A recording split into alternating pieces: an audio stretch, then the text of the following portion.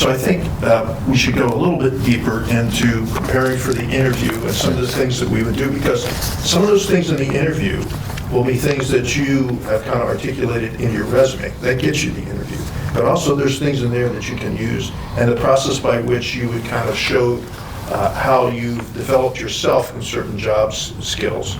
Okay, talk about the STAR piece here. Yes, sir. MBI. Yeah, and so before I do that, I want to say this. I remember someone telling me one time, they're like, it's about preparation and opportunity. Yeah. So I can't dictate when that opportunity arises, but I can control how prepared I am for that opportunity. So if you thought you spent a lot of time writing your resume, you better spend twice as much time preparing for that interview. Because again, just getting your foot in the door is all that resume is.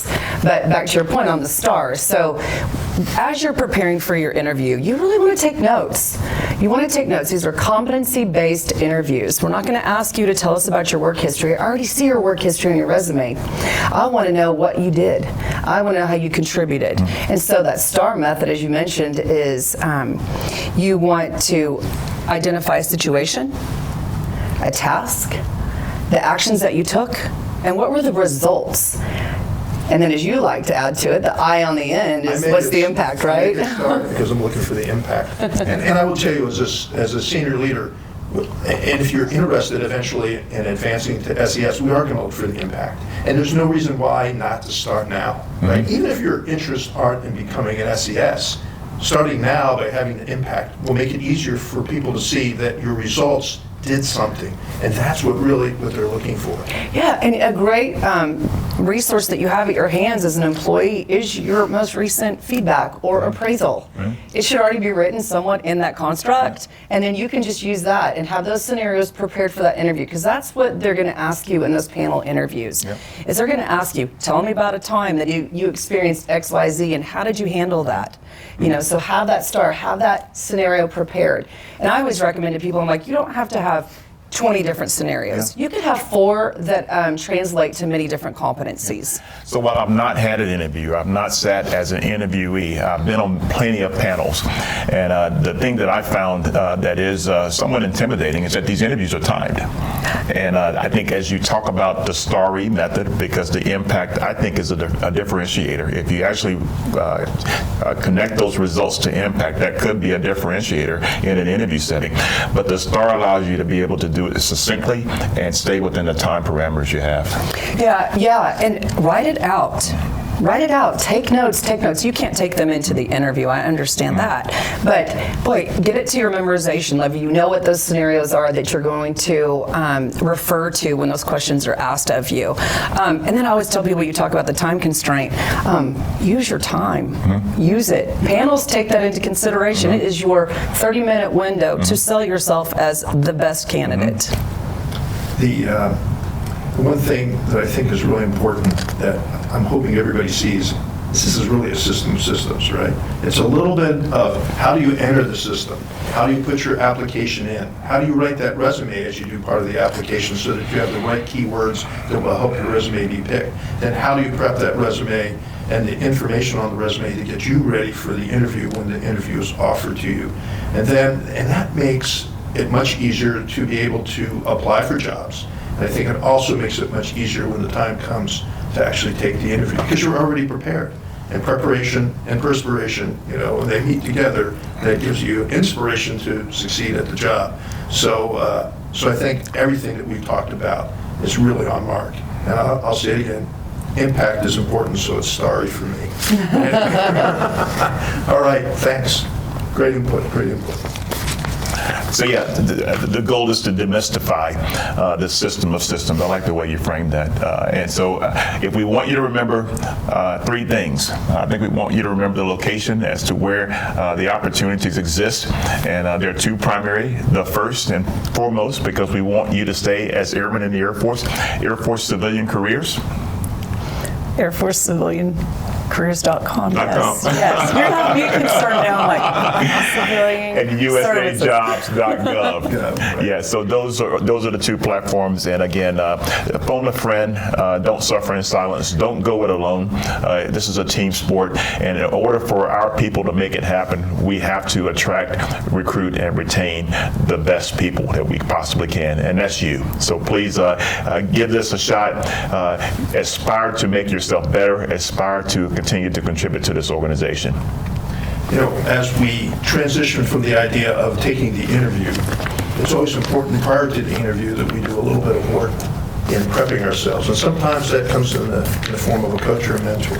So I would ask either of you to kind of address that. And folks, we're going to talk not only about how we do preparation for some of the GS and NHO, NH jobs and all that. We're going to talk about how that translates, as the general said, into the wage grade career field. We're going to talk about the wage grade career field plan that we have. Loretta is steeped in that. She helped me put that together. Actually, I helped her put it together by using one finger and say, Loretta, make that reality. And she did.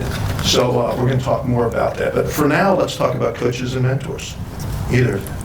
Well, let's start with mentoring. Okay. So here at AFSC, we have our AFSC mentoring webinar, which is essentially designed to help others see the benefits of mentoring. The most popular one is held every February, our month of mentoring webinar series, where senior leaders are speaking on their mentoring philosophy, the benefits of mentoring, and their experience. Because sometimes people look at us where we are now, but they don't know the struggles that we went through to get here. Right. So they need to hear the whole story, not just the one that they see today. Do you have a mentor? I don't. I mentor a lot A of lot. people. You know that. I'll tell you, I have one. I have three. And it's not the boss right now. Probably will be in the future. But I have three people that I mentor with. I have one that was in a position higher than mine. I have one that is actually at the same level, a peer mentor, and then I actually have I have two mentors, I should say four now, two that are actually at grades below me. So they can mentor up, you can mentor across, and I can have mentors mentor down. And I use each one of them a little bit differently. There are times when I just need to know what's going on or where I might be failing, and those mentors that actually are in grades below me are willing to share where I have weaknesses. And the boss and I are always talking about the weaknesses we might have because we don't want to be perceived wrongly, right? So we're learning from those folks. They'll bring information up. The folks at the higher level will perhaps help me understand where I need to go, and I think that's important. So having a mentor and having one that you trust that you can talk to and will give you the straight steer is very important. And in the case like you are a mentor, that's very important in us being honest to the people that we mentor so that they will understand that we're there to help them and they're also to move them on. So you talked about mentors. Do you want to go into coaching? I'd like to talk a little bit more about mentoring. Sure. Because mentoring is both formal and informal. Got it. So now when I think about it, I do have mentors because I ask questions of people and their advice every single day. So from that aspect, yes, I do have a mentor. We have the Wage Grade Career Path site, which was built for our wage grade community. And with that came the first of its kind federal wage system mentoring program. That's a structured program for mentees and mentors to meet virtually or in person once a month. So they have 10 in-person sessions, and then we have 2 group events where we try to get everyone together to reinforce some of the things that the personnel are trying to do, how to write a resume, interview tips, just to prepare them. If you want to move up or transition into a GS position, these are some of the things that it's going to take to get there, but you have to put in the work. Yeah. And I think the quality of any mentoring program that we have and we embark to have is, first of all, folks feeling fearless about seeking mentors and being willing to do that, but also mentors keeping it real. I found that and I really, your comments about having mentors at all levels resonated with me. And as a mentor, I found that I was most effective to the extent where someone may seek me out because of successes that they know I've achieved, but the mentoring relationship really should focus on where I may not have had success and may have had a failure or a setback. And I think if you have those relationships, and those of you who are mentees seeking mentors, find the mentors who are willing to share their failures along with their successes, because I think that's where the real learning happens. Yeah, I'm going to kind of jump on that as well. In the relationship I have with my mentors, and those who I am the mentor of, the mentees that I have, I ask them to do this. Before we have the meeting, the mentorship meeting, I want to be prepped for it as the mentor. Yeah. But I also, if I'm the mentee, I want to prep myself for that. And I want to ask a question. So I always have a series of 3 questions that I pass ahead of time to my mentor that kind of leads the discussion. Many times the discussion isn't on career planning. It could be on, I've got an issue and I don't know how to solve it, right? And once I find out from my mentor how this, so many times I find out, heck, they had the same problem I did. Yep. And I didn't realize that I could have reached out to them. So by sharing some questions, it makes that time, sometimes a very short period of time, much richer. So keep that in mind when you work with your mentors. Yeah. And later on with your coaches as well. I do the same thing. We'll talk coaching in a bit, I know. But you know, take some time to prepare yourself for that event and help your mentor prepare. It is your time with that person. Use it wisely like you would in an interview. Yeah. So thanks for that. And building on Ms. Ford's comment about informal mentoring, to supervisors out there, building the right culture in your work center to where informal mentoring can freely occur and it's embraced, and challenging those folks who are experienced in your work center to say, hey, if you have an opportunity to provide an on-the-spot correction or just a tidbit of advice, that's mentoring, even if it lasts only a few minutes. The more formal relationships are going to be more structured, but the informal mentoring can be just as powerful. We look at it like this. Every employee is a mentor to somebody. That's true. Right? Everyone is, because everyone brings an experience that another one doesn't. Sometimes, like you say, they can be peers and they're your mentors that help you get through tough spots. So just keep that in mind. And we look forward to more mentors and more people doing that at all times. As Ms. Ford had said, she's got many, but they're all informed. Right, and that's the beauty of the FWS program is everyone that wants a mentor, they can get a mentor. And I can't thank them, the mentors enough, because they're willing to pay it forward and pour into this to help develop our workforce. People make it happen. Coaches, do you want to go into that? Another great opportunity, yes, is coaching. Currently, we have individuals in a coaching program, and they receive up to 4 months of coaching, which is it's just wonderful because it, again, coaching helps you develop both personally and professionally, because sometimes we're looking for that someone to help us with the work-life balance. So we have you can have a dedicated coach, and then you have specialty coaches that are specific topics and subjects that they help you with. And here, what I've been hearing is most of them want to learn how to communicate more effectively, and they want that work-life balance because they may feel like they're not being very attentive at home because the job is stressful, or they're just paying more attention to that. And nutrition was surprisingly another one. Wow. But you have to be healthy, and you have to, take care of yourself before you can take care and serve others. Yeah. So. Yeah, I'm really excited because the coaching program is not for a particular part of our organization. It is full spectrum.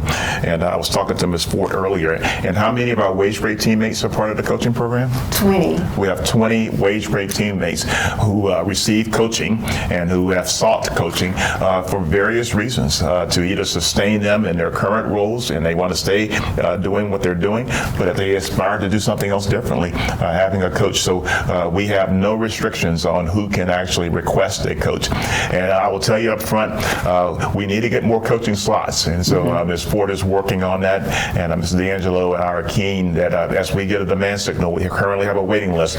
We're going to be seeking out those coaching opportunities. But circling back to your earlier comment, if you're not able to get a coaching slot now and you're on the waiting list, you can always participate participate in the mentor program. Correct. Yeah. And it's a 4-month program, I understand it. Yes. So I kind of see it, this is an igniter. It can ignite and jolt whatever aspiration or whatever goal that you have. Use the coaching program to just get started. 4 months in, and you want to do it again, but you're on the waiting list, so you got to wait your turn.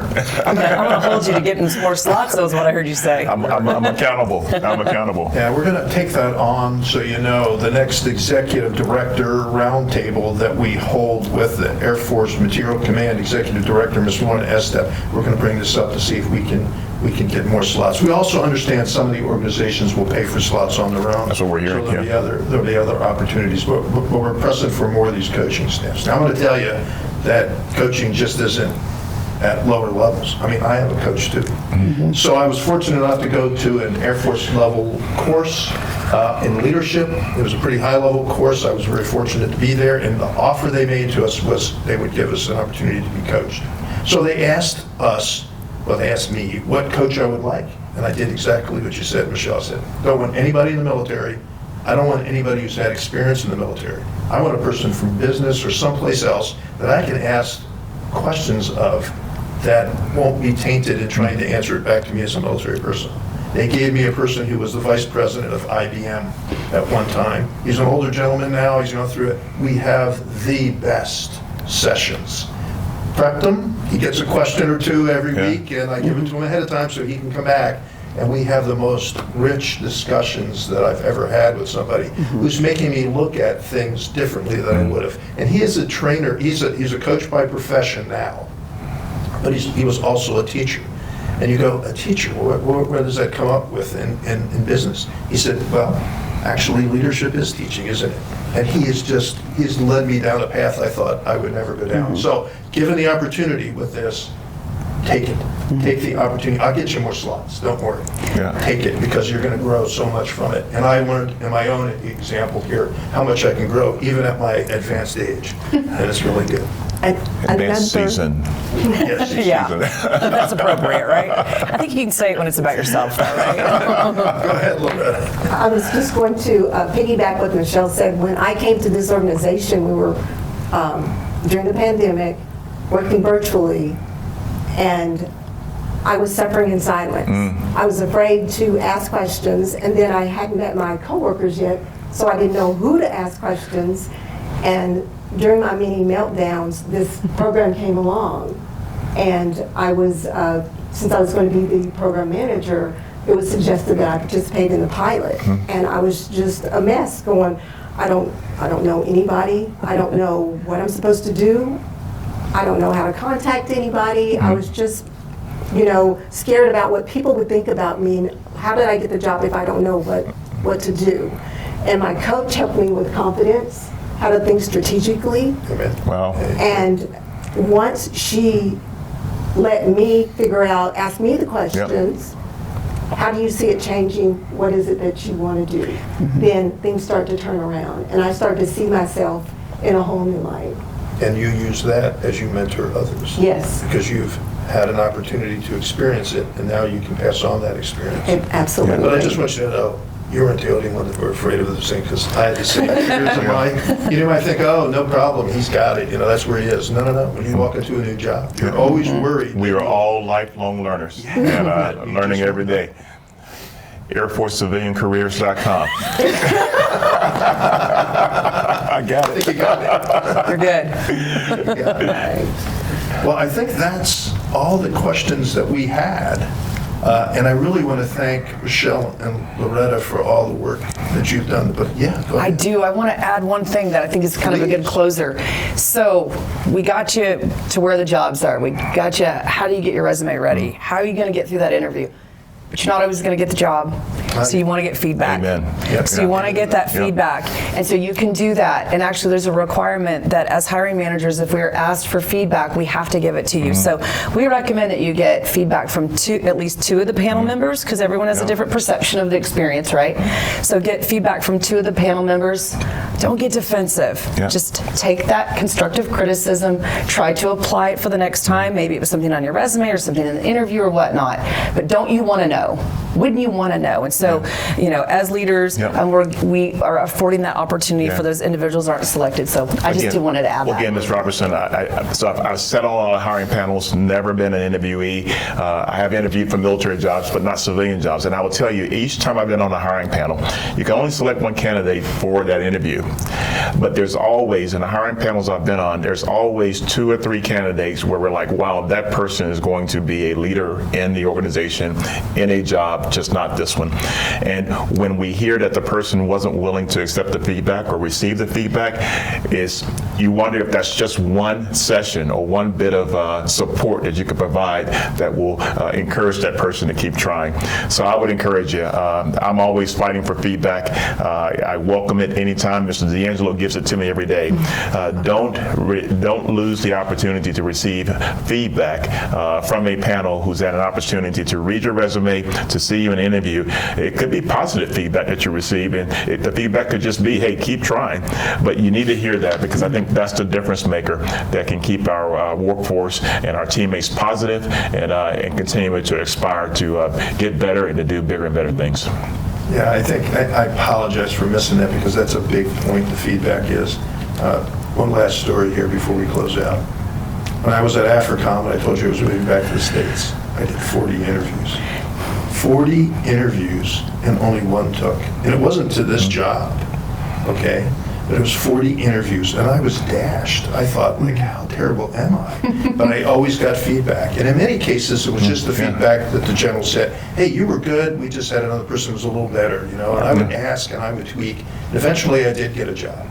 But before I left my position at AFRICOM, my chief of staff, who had been watching me because I was on priority placement, I had to get back to the States, I was overseas. He said, you should volunteer for this job. And it was the job at United States Central Command, where I became an SES. So I took the job, I got an interview, and suddenly I passed the interview, and I was selected. Why?